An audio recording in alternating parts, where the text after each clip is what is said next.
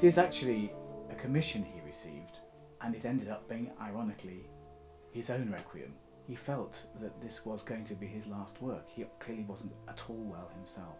But he left pretty clear instructions as to how this work was to be completed, in notes, in terms of instructions, if not in terms of musical notes. And that's where the big conundrum lies, in how much of this work is actually by Mozart. There is the sense of a solemn procession at the very beginning of the work, and an avoidance of astringency, that is to say any high-pitched sounds, oboes, flutes. He avoids those and has the basset horn, which is a dark sound, joining the bassoons and the plodding strings, as if people were slowly and in a very majestic way going to a funeral.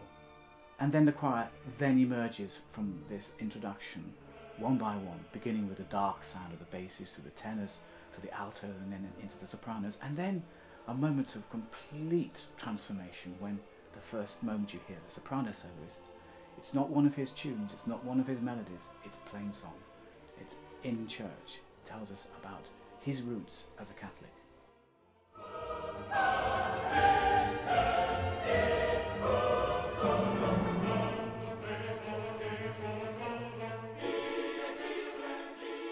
This is a frightening moment when the day of wrath is given out in sound from the orchestra, of course the text from the choir, and homophonically written, that is to say, the choir singing as a unit, not this time in counterpoint, but as one.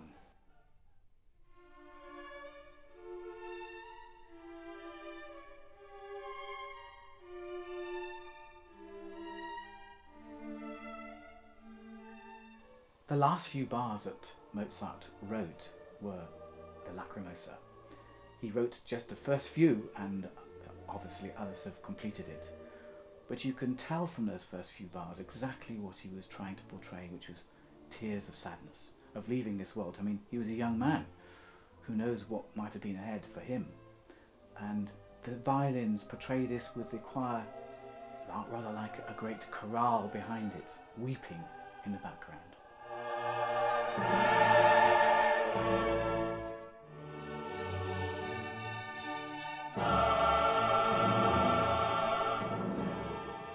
We are particularly pleased to be working with the Orchestra of the Age of Enlightenment, who bring a lot of knowledge of how to play this period of music to the fore, and their period instruments give a particular sound which Mozart himself would have understood. And it isn't that one is against the idea of using modern instruments, who now of course play this music really beautifully with a stylistic approach, but it is special to have period instruments telling us something of the sound world, which is so much about Mozart.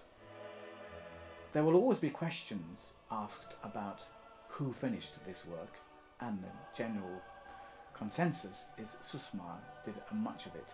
There were, of course, ever since Amadeus, questions about Salieri, and it will remain the unanswered question of all time.